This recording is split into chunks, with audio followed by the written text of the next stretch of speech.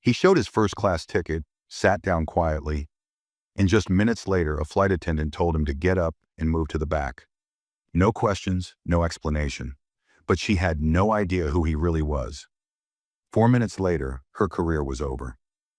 Before we start the story, comment below where in the world you're watching from today.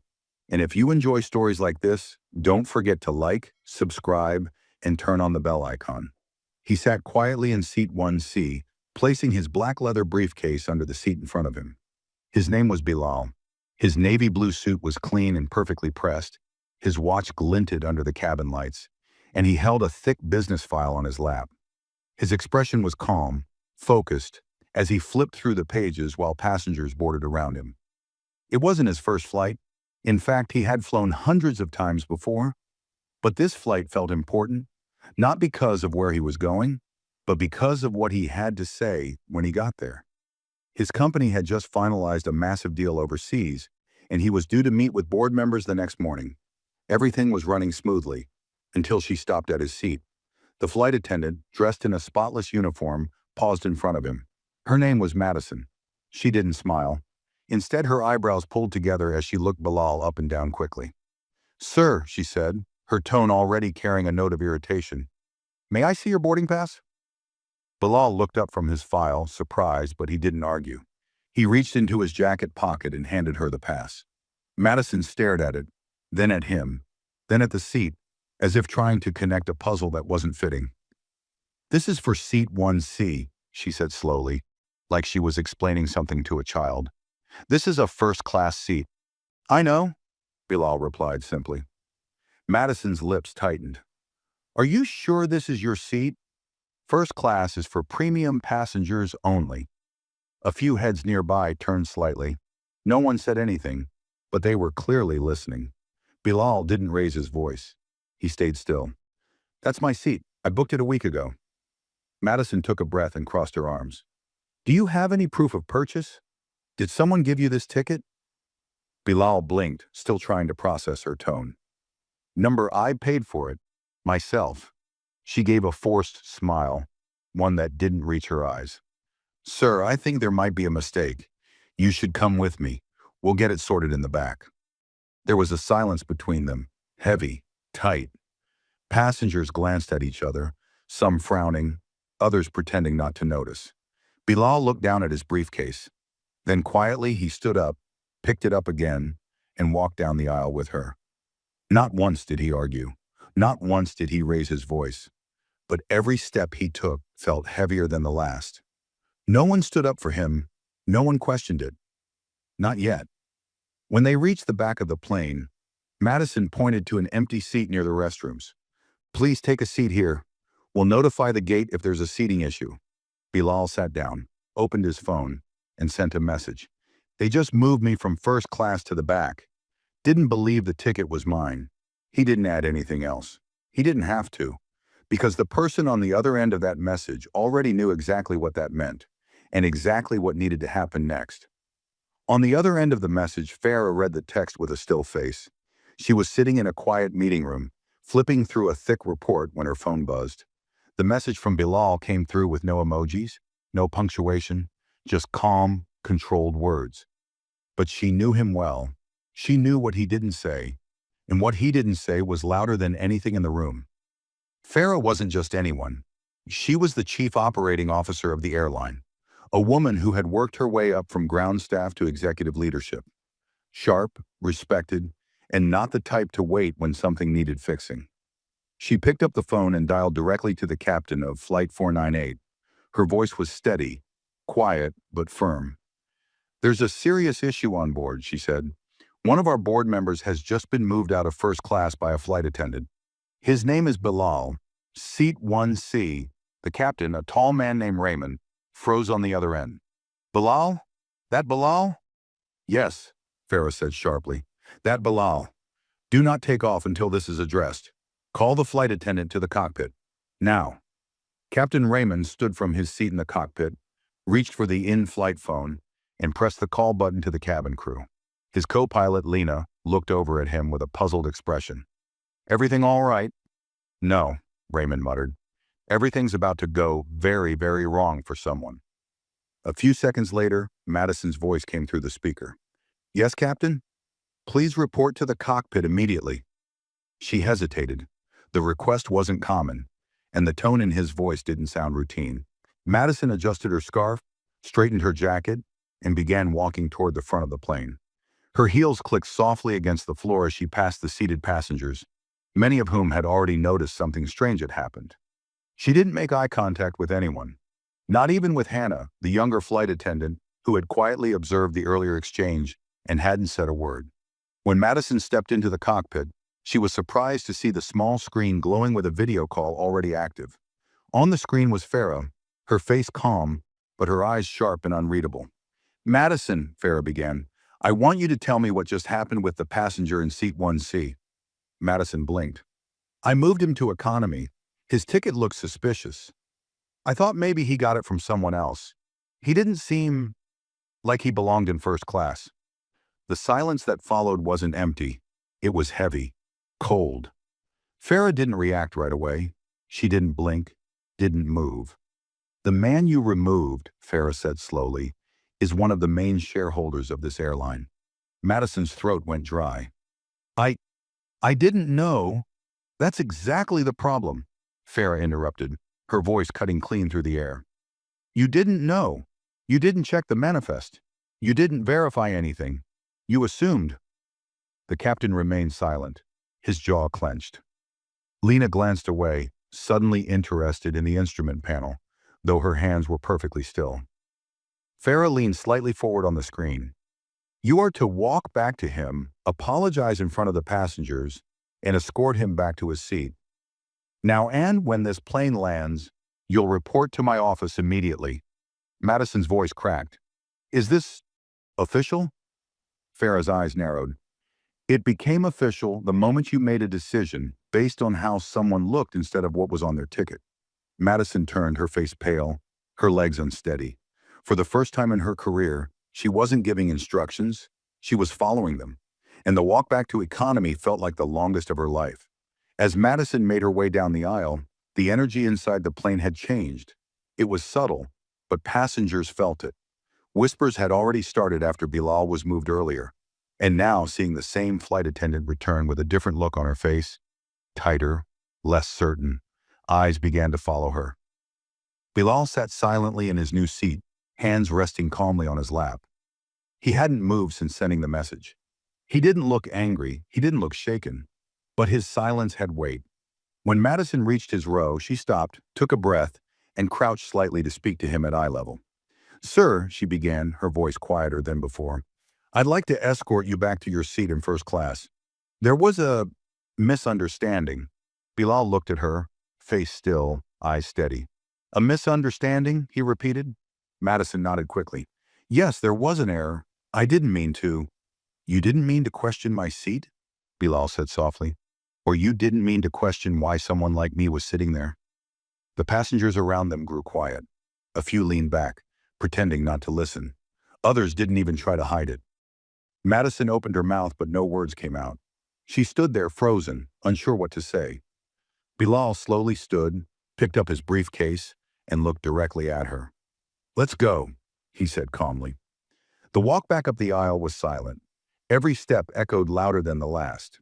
First-class passengers turned to look as Bilal approached. Some shifted in their seats, pretending to be focused on their screens.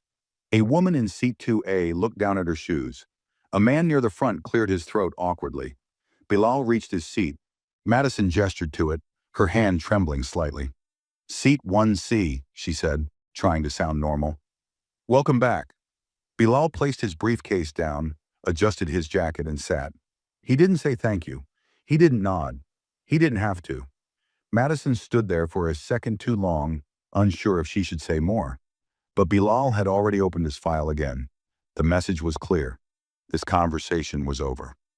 She turned and walked back toward the galley, her stomach twisting with something she hadn't felt in years: shame. As she disappeared behind the curtain, Hannah stood near the coffee station, arms crossed. She didn't say anything, but her eyes followed Madison's every move. "You all right?" Hannah asked flatly. Madison didn't answer. She just grabbed a water bottle and held it too tightly. In first class, Bilal flipped a page in his file. His expression hadn't changed, but his phone buzzed again. A message from Farah.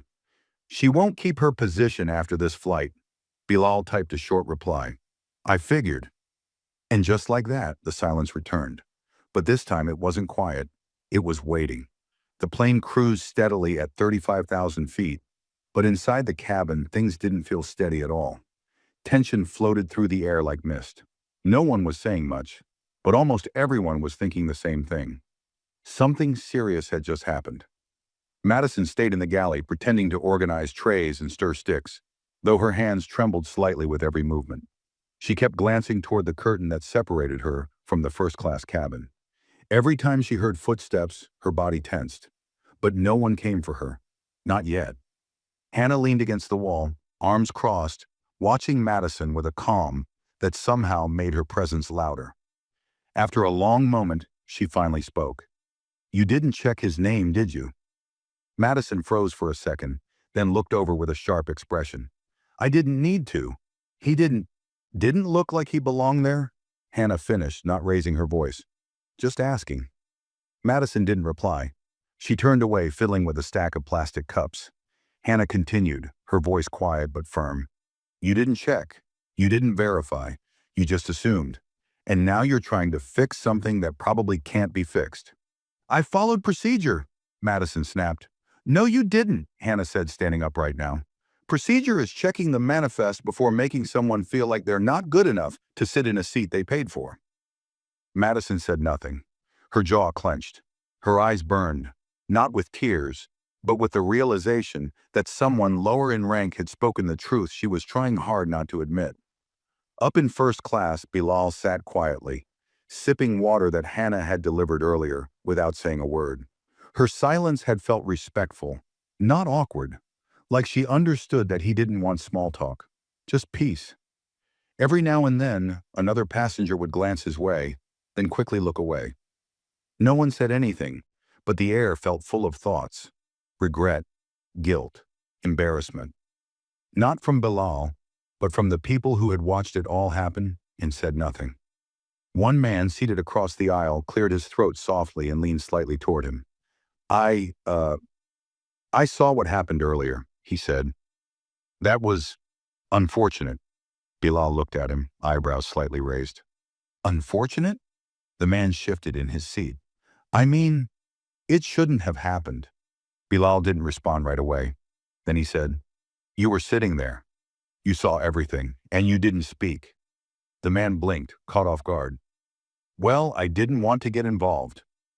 Bilal gave a small, unreadable smile and turned back to his file. Most people don't. The man sat back slowly, unsure what to say next. The truth had landed harder than he expected, and it wasn't even loud. Meanwhile, back in the cockpit, Captain Raymond's phone buzzed again. He picked it up, glanced at the message and sighed. He knew what was coming next. And so did Madison, though she didn't want to admit it yet. The airline didn't just want an apology, they wanted accountability, and this wasn't going to wait until landing. The in-flight phone buzzed again. Madison flinched at the sound. She had been standing near the galley door, staring blankly at the safety instructions she had seen 1,000 times before. But now every beep and call felt like a spotlight turning her way. She picked up the receiver with a shaky hand. This is Madison. Captain Raymond's voice came through, calm but unmistakably stern. Please be advised, upon landing, airport security will be boarding the plane. You're expected to cooperate fully. I suggest you prepare. Madison's throat tightened. Captain, I already apologized. He's back in his seat. This isn't just about the seat, Raymond replied, and it's not just about one apology. Before she could respond, the line went dead. She slowly placed the phone back on the hook, her hands now cold. Her shoulders dropped. This wasn't going away. Not in the air. Not when they landed. Not even after. Hannah walked past her without a word, checking the coffee pot. The silence between them wasn't peaceful. It was full of everything Madison didn't want to hear. She grabbed a tray and stepped out into the aisle, trying to look busy. She moved slowly through the first-class section, offering drinks to passengers who barely made eye contact. Some nodded without a word. Others simply shook their heads. When she reached Bilal's row, she hesitated. He didn't look up. He was reading again, as if nothing around him had changed. But everything had. She forced a voice out. "Would you like something to drink? Sparkling water? Juice?" Bilal turned a page slowly, then looked up at her. "You didn't ask me that before," he said evenly. Madison blinked. "Excuse me?" "When I first sat here," he continued, "you didn't offer me anything. You didn't even greet me. You only asked if I was in the right seat." She stood frozen, tray in hand, words stuck in her throat. "I'll take a juice," Bilal said calmly, as if it were any normal request. Madison nodded quickly and walked back toward the galley, the tray shaking slightly as she held it tight. Her mind was racing. Nothing felt routine anymore. She poured the juice carefully, trying not to spill, and returned to his seat with a stiff smile. "Here you go, sir," she said, placing the glass down gently. "Thank you," Bilal said, his voice steady. Then he paused, looking her straight in the eyes. "I told my boss about you." The words hit harder than anything she expected. Her fingers twitched, gripping the tray tighter. "I see," she whispered. He took a sip of the juice, not breaking eye contact. "I guess we'll see what happens when we land," he said quietly. Madison turned without another word and walked away, every step heavier than the last. For the first time in her years of flying, she didn't feel in control of the aisle. She felt like the aisle was watching her, judging her, and preparing to close in. Madison returned to the galley, her hands trembling slightly as she set the tray down. Her uniform suddenly felt too tight, her collar itching against her skin. She stared at her reflection in the metal cabinet door. The neat hair, the crisp blazer, it all looked the same. But everything underneath had shifted. She had made a mistake, a serious one. And now the plane felt smaller, the walls closer. Hannah watched her silently. She didn't speak, but her expression said enough. Madison didn't bother pretending this time. She leaned against the counter, arms crossed, trying to collect herself. "You're really sweating this, huh?" Hannah said after a long pause. Madison looked at her sharply. "Don't start." "I'm not starting anything," Hannah replied, her voice calm. "Just saying. It's not every day someone gets removed from their seat and then escorted back by the same person who moved them." Madison didn't respond. "You embarrassed him," Hannah said, "in front of everyone. And now you're wondering why it's not over yet." "I already said I was sorry," Madison muttered. "But were you?" Hannah asked. "Or were you just scared?" Madison's mouth opened, but no answer came. She wasn't used to being questioned. She was used to giving orders, keeping control, not standing here being told the truth by a junior crew member who had seen everything unfold. "You didn't check anyone else's ticket," Hannah added, stepping closer. "Just his. That's not a misunderstanding. That's a choice." Madison clenched her jaw. "You don't know what it's like to make decisions based on assumptions?" Hannah interrupted. "I think we all know what that's like. The difference is you did it out loud. And in public." Silence stretched between them. Madison turned away, trying to busy herself again, but nothing she touched could distract her from the weight in her chest. In the front of the plane, Bilal remained still, his posture calm, but his thoughts focused. The attention hadn't stopped. People kept looking, not just because of what had happened, but because of the shift that came after. The shift in power, the shift in presence. The way he carried himself now, back in seat 1C, not with arrogance, but with quiet control. His phone buzzed again. "Farah. Security team confirmed. They'll board the plane on landing. Instructions are clear." Bilal looked at the message for a moment, then locked the screen and leaned back. He didn't need to respond. There was nothing more to say. Everything was already in motion. And somewhere in the back of the plane, Madison knew it too. She could feel it with every second that passed. The clock was ticking. The seatbelt sign would come on soon. And when the wheels hit the ground, so would reality. The hum of the aircraft filled the silence that now lingered over the entire cabin. Outside, clouds floated past the windows, but inside, everything had changed. First class was no longer just a place of comfort. It was the center of attention. Every passenger in that section had felt the shift. No one was watching movies anymore. No one was chatting. They sat quietly, pretending to be absorbed in seat menus and safety cards, but their eyes often flicked toward seat 1C. Bilal remained calm, one leg crossed over the other, sipping from the glass of juice Madison had delivered minutes ago. He didn't wear his authority loudly. There were no outbursts, no visible frustration, just quiet confidence. And that unnerved people more than anger ever could. He glanced briefly at the older man across the aisle, the same one who had tried to speak to him earlier. The man avoided eye contact this time, pretending to study the seatbelt instructions for the third time. It wasn't guilt Bilal wanted to see, it was honesty, but silence seemed to be the preferred language of most on this flight. In the galley, Madison sat on the small pull-down crew seat, elbows resting on her knees, head in her hands. The flight had nearly 2 hours left, but she wished it would land right now, just to get it over with.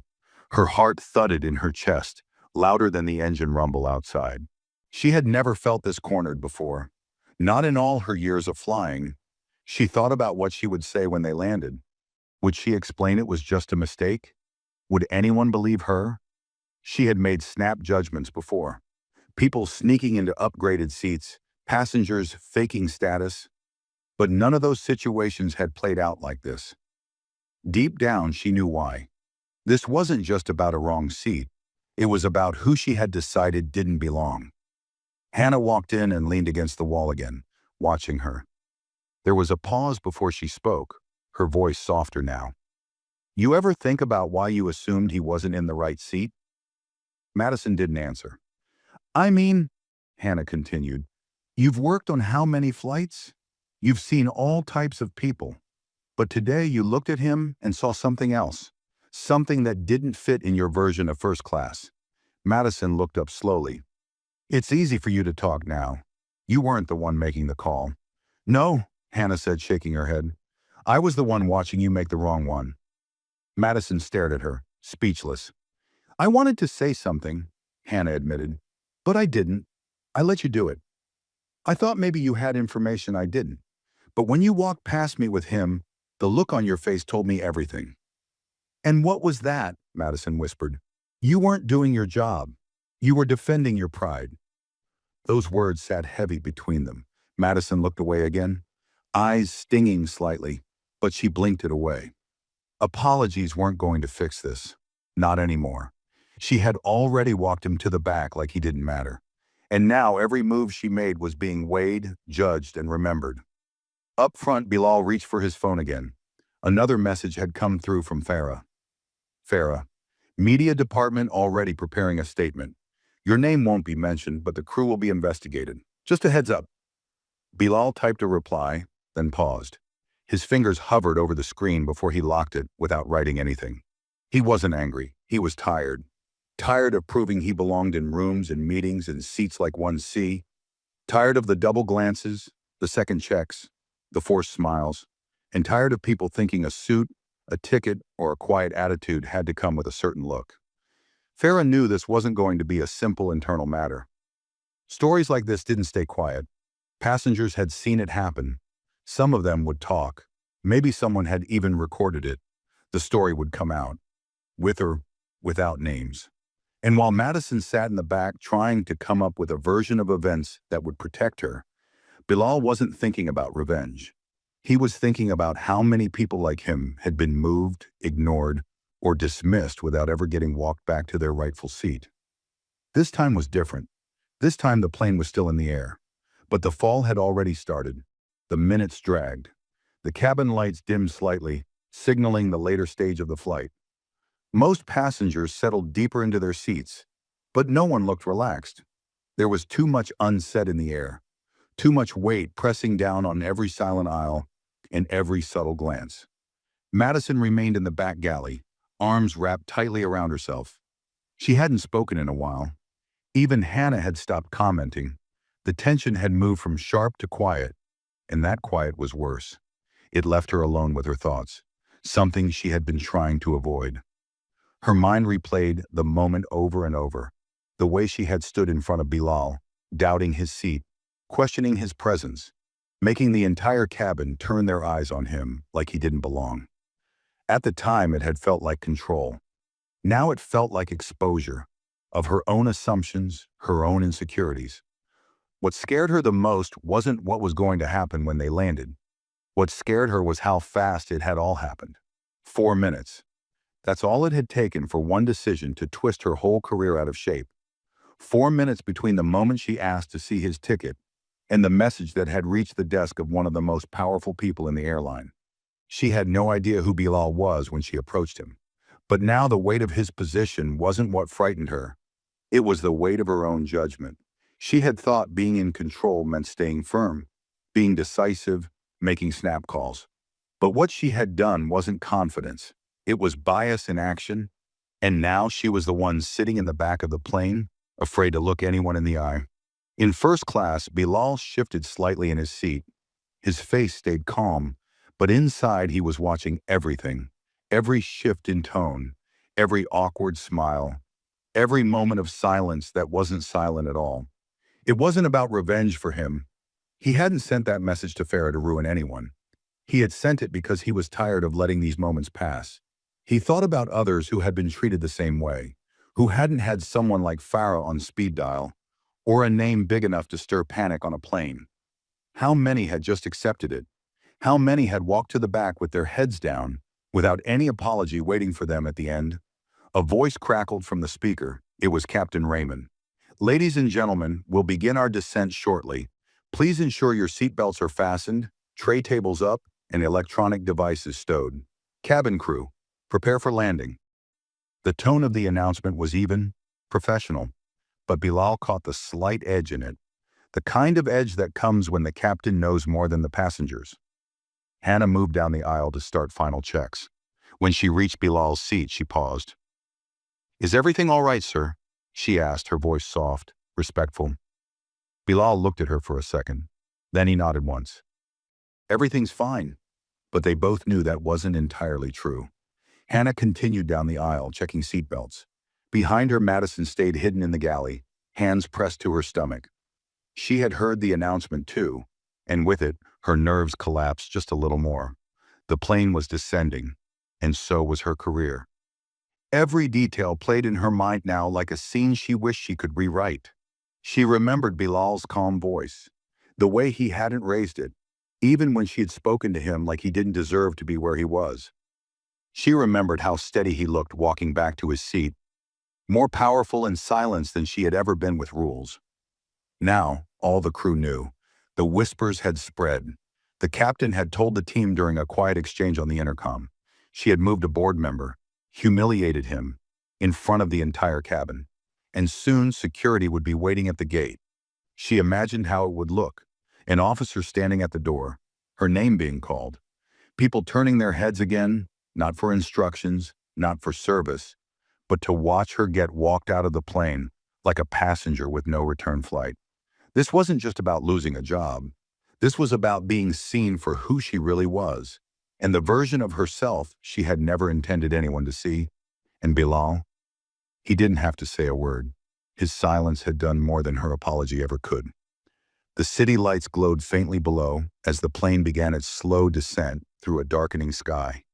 Inside the cabin, the seatbelt sign chimed on, and with it came a final wave of tension that no one could ignore anymore.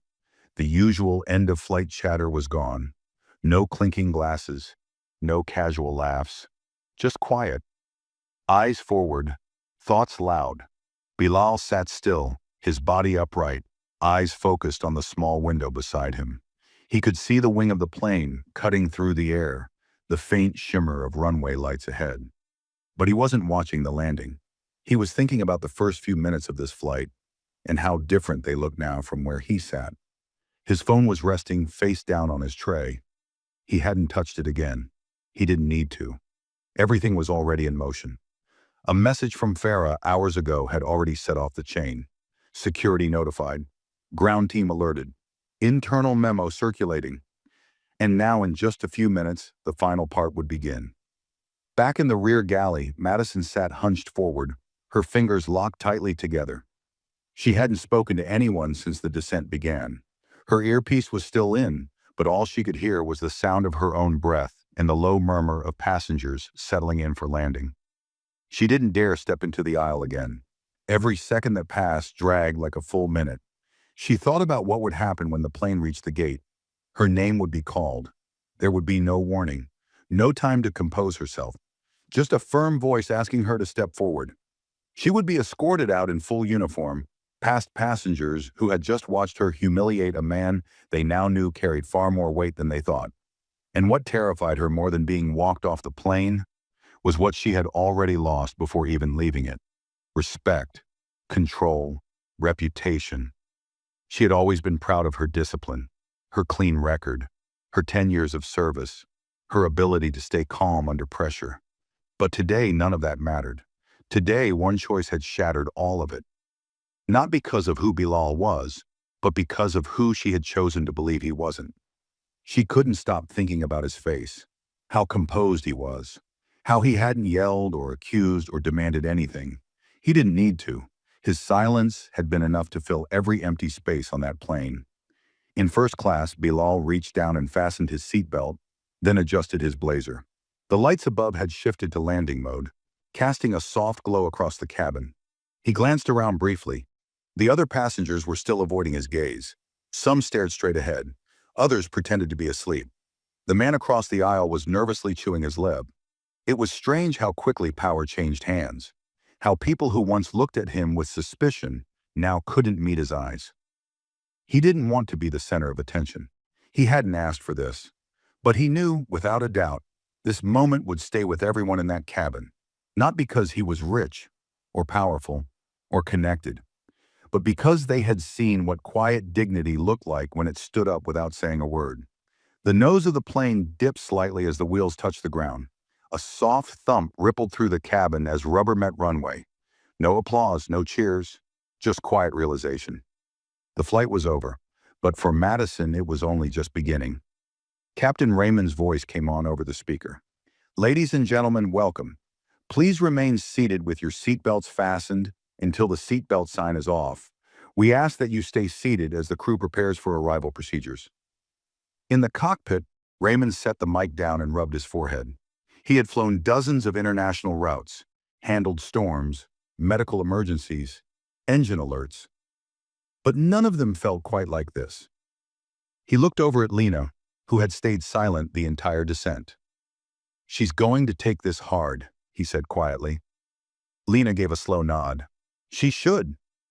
Farah's last message had come in moments before touchdown. "Ground security is at the gate. Please inform cabin crew." Raymond picked up the intercom and gave the final crew instructions. He didn't say Madison's name. He didn't have to. Everyone knew. Back in the galley, Madison stood up slowly. Her knees were stiff. Her mouth was dry. She reached for a bottle of water, but her hand stopped halfway. What was the point? There was no fixing it now. She smoothed her blazer, adjusted her badge, and stepped out into the aisle. The cabin door opened, and with it came the first glimpse of what was waiting outside. A tall man in a security uniform stepped inside. He looked straight ahead, calm and professional. Then came the words, "Flight Attendant Madison Clark?" Every head turned. The moment she had feared was here, and there was nowhere left to hide. Madison stood frozen in the aisle. Her hands gripped each other so tightly her knuckles turned white. She didn't answer right away. Her mouth felt dry. Her heartbeat roared in her ears, drowning out the quiet gasps and rustles from the passengers now openly staring at her. The security officer stepped forward, his voice firm but not aggressive.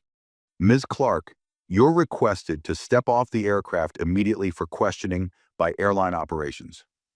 Every sound on the plane seemed to vanish. No one moved. No one spoke. Every passenger's eyes followed her like a spotlight that burned hotter with each passing second. The ones who had once smiled politely when she walked past with drinks now looked away, pretending not to watch. But they were all watching. Madison straightened her shoulders and forced herself to breathe. She glanced to her right. And there he was, Bilal, still seated in 1C, still calm, still watching, not smug, not smiling, just present. She held his gaze for a fraction of a second longer than she meant to. It was the first moment of honesty she'd had in hours. She looked away just as quickly and nodded stiffly at the officer. "Yes, I'll come." Her voice was small. She hated how small it sounded. She walked down the aisle slowly, the same aisle she had confidently patrolled for years, handing out meals and commands, holding authority like a shield. But today the walk felt longer than the entire flight. She could feel passengers shifting in their seats, stealing glances at her face, some whispering quietly behind hands, others silently judging. As she passed the last row of first class, she glanced at Hannah, who was standing near the galley. Hannah didn't say anything. Her face didn't hold sympathy or satisfaction, just calm, measured, like someone who had already accepted what this moment meant. Madison continued walking, step by step, past the curtain, past business class, into economy. Each step reminded her of the moment she'd walked Bilal in the opposite direction, the same path, but everything was flipped. Back then, her posture had been firm, her voice controlled. She'd thought she was doing her job, maintaining order, protecting first class from what she believed didn't belong. Now she was the one being removed. When she reached the door, the security officer stepped aside to let her exit first. The moment she stepped into the jet bridge, the air changed. It was colder, harsher. A second officer was waiting outside, and behind him stood a tall woman in a navy blue pantsuit, clipboard in hand, lips pressed into a firm line. It was Mira, head of internal flight operations. "Madison," she said without warmth. "Come with me, please." Madison followed in silence, her shoes clicking against the floor. No one spoke as they entered a side hallway, usually reserved for crew and staff. They passed other uniformed personnel who looked away quickly, avoiding eye contact. No one wanted to be the one caught staring at the fallout. Inside a small meeting room, a chair was pulled out for her. She sat down slowly, her back stiff, her fingers fidgeting in her lap. Mira placed her clipboard on the table, sat down across from her and folded her hands. "Do you know why you're here?" she asked calmly. Madison nodded slightly. "Because I moved a passenger who wasn't supposed to be moved." Mira raised an eyebrow. "Let's not soften it. You removed a paying passenger from their assigned seat in first class without verifying their information. You questioned the validity of their ticket. You assumed something was wrong, even when there was no evidence. I thought—" Mira cut in, her voice firmer now. "You thought? That's exactly the issue. You made a judgment, and you were wrong. Not only was that man authorized to be in that seat, he sits on the board of this company. He's part of the team that signs off on performance reviews, budget approvals, and policy decisions." Madison's throat tightened. "I didn't know who he was." Mira leaned forward slightly. "You shouldn't have to know someone's title to treat them with basic respect." Madison didn't reply. "There's more," Mira continued. "This wasn't a private mistake. You made it in public. You humiliated a man in front of a full cabin. You moved him based on nothing but your assumption that he didn't fit your idea of who should be in first class." "I didn't mean to embarrass him," Madison said quietly. "I was following instinct." "Instinct?" Mira's tone was sharp now. "Your instinct is not a rule book. Your instinct is not a policy. Your instinct today was bias." Silence filled the room again. Madison sat still. She wanted to defend herself, to explain, to shift the blame to stress or routine or pressure. But there was nothing left to say. Mira opened a folder on the table and pulled out a printed document. "You are being placed on immediate unpaid suspension. A formal review will be conducted, and the board will decide whether your position is terminated permanently. You'll be notified in writing within 48 hours. Madison didn't move, didn't argue, didn't plead. All she could do was nod. Mira stood. "Someone will escort you to the staff exit. You are not to access any secure crew areas until further notice. You are not to discuss this incident with any staff or media. If contacted, you are to refer inquiries to legal." Another officer entered and gestured toward the hallway. Madison rose slowly. As she walked out of the room, the weight of everything came crashing down. Not just the flight, or the investigation, or the man she'd wronged, but the truth about herself, and the reality that the life she had built at 35,000 feet had come crashing down before the wheels even touched the ground.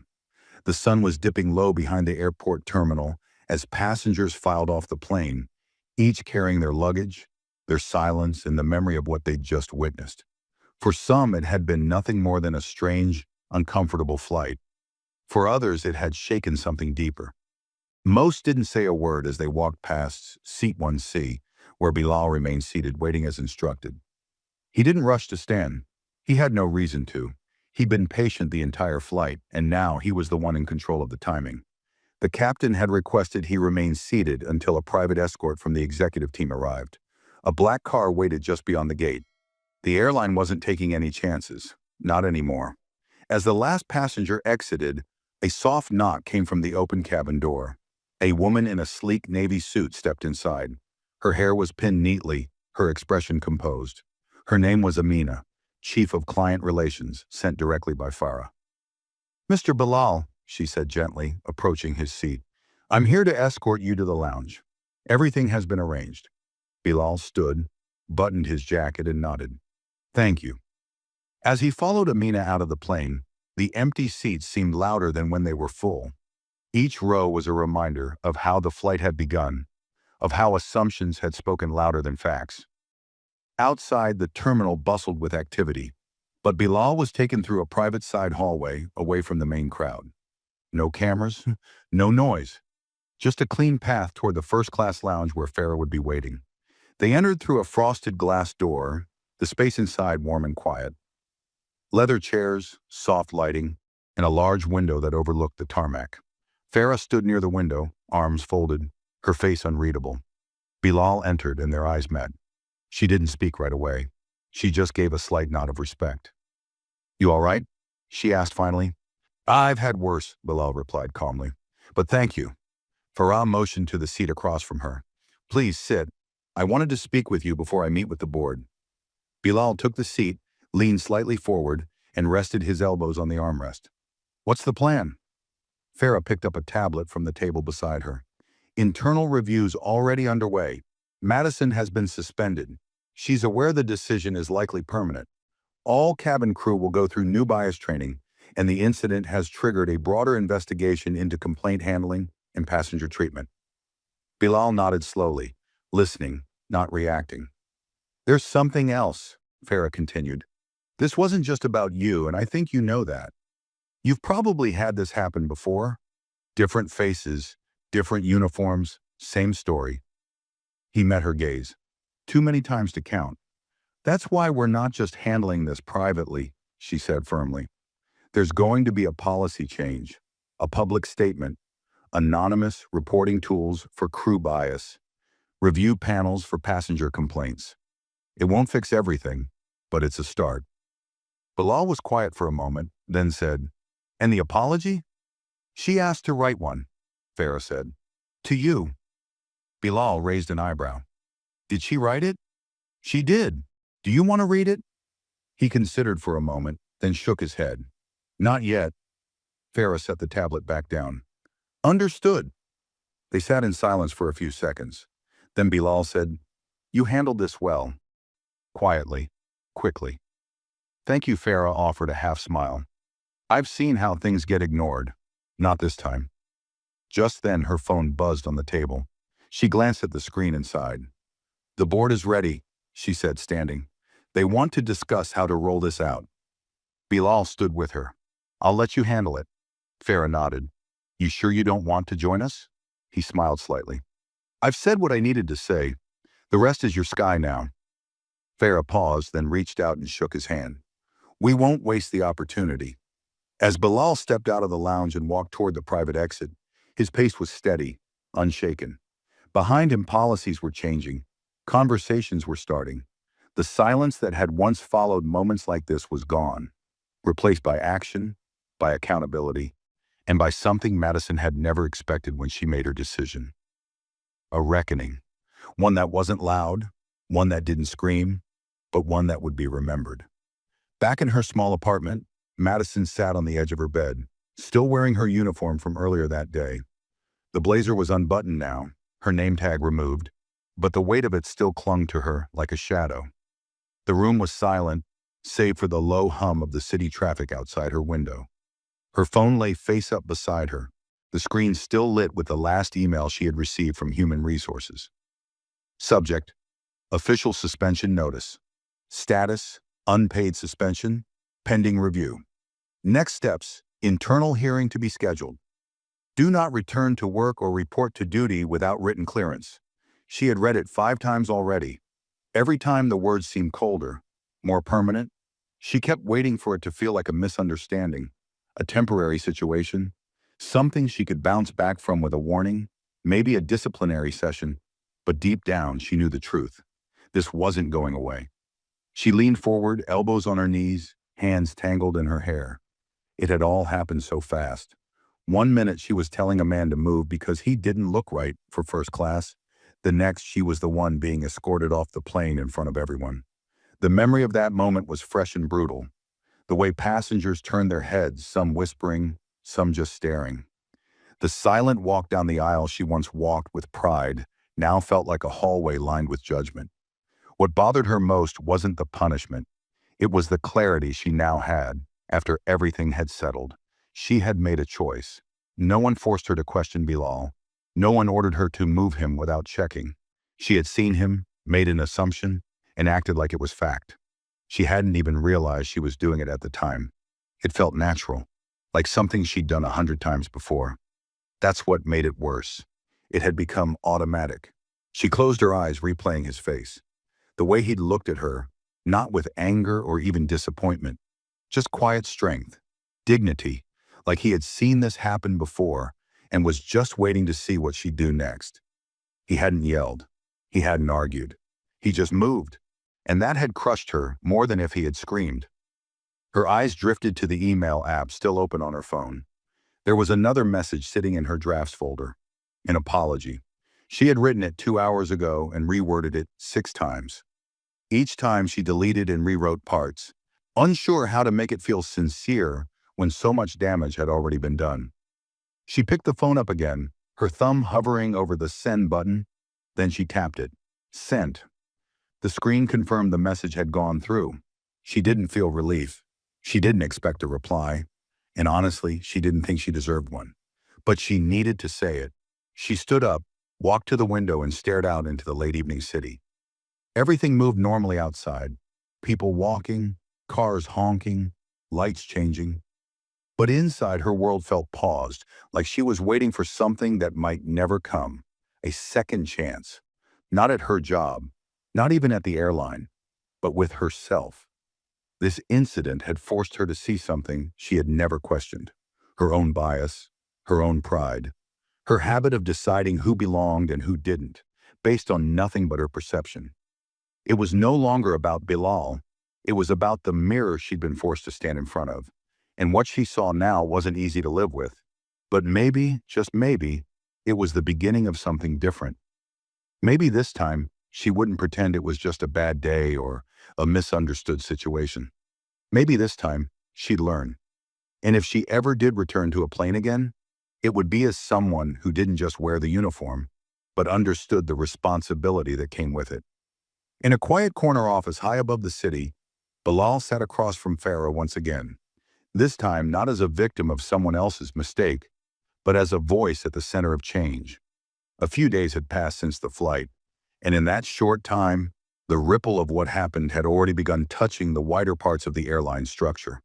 Farah's desk was clutter-free, her tablet open with reports, employee statements, and outlines of new internal policies.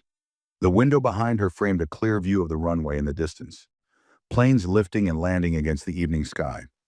But this meeting wasn't about logistics or scheduling. It was about what came next.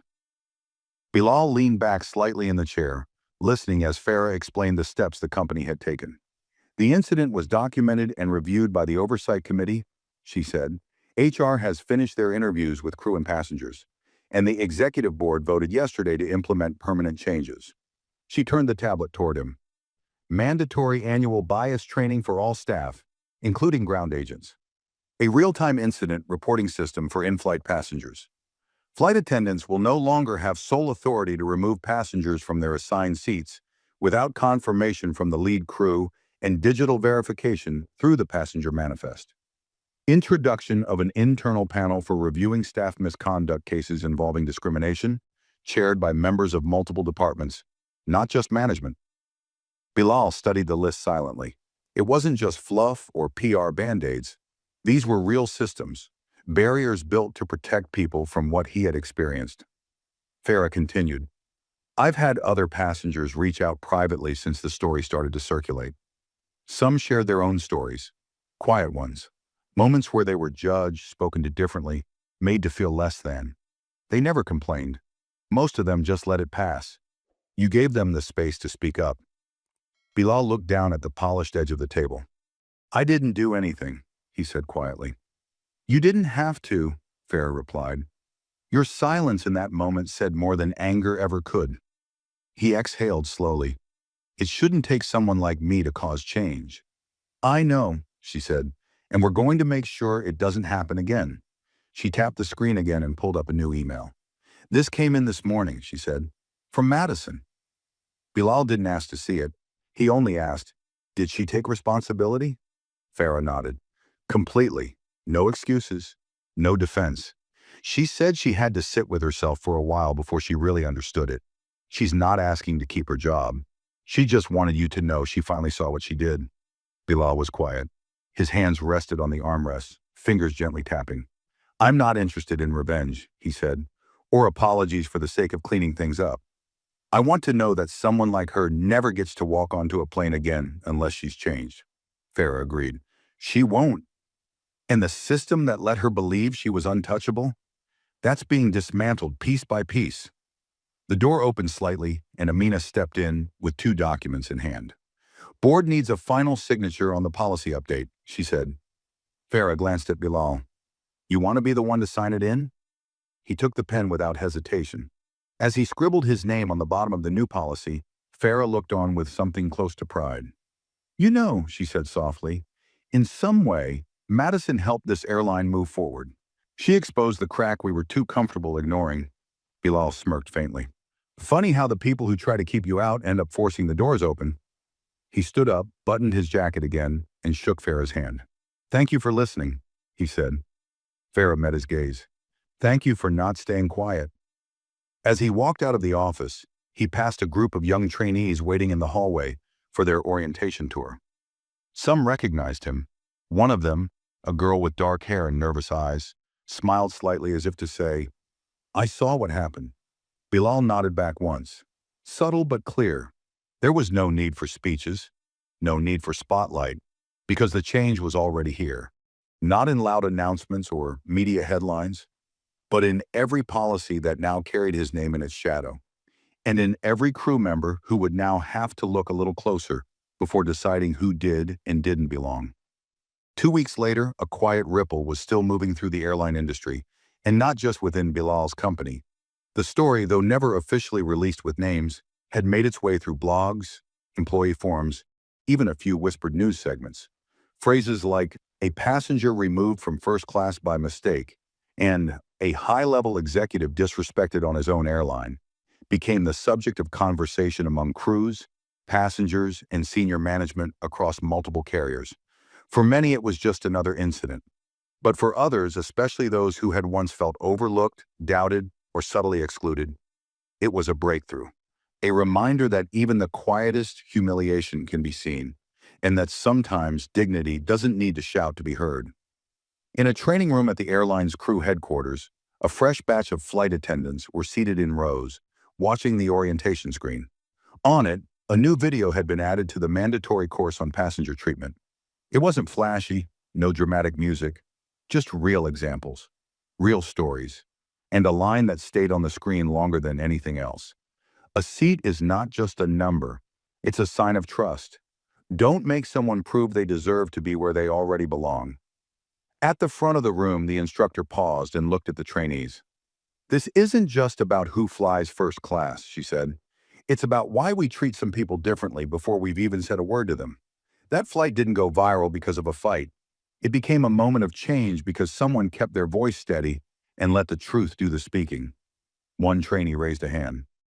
"Did the crew member get fired?" The instructor didn't answer immediately. "She's no longer flying," she said carefully. "But what matters more is that she realized why it happened. And we're all here now because of that." Meanwhile, across the city, Madison sat in a quiet cafe, a notebook open in front of her. She had stepped away from the industry completely. No interviews, no appeals. She hadn't tried to rewrite the story. She had just stopped. Some days she hated herself for it. Other days she was grateful it happened. She had started writing things down, not as a defense, not as a memoir, but as a process. Each page helped her unpack the years she had spent enforcing rules without always understanding the people behind them. In the margins of the notebook, a phrase kept repeating, "I didn't mean to, but I did."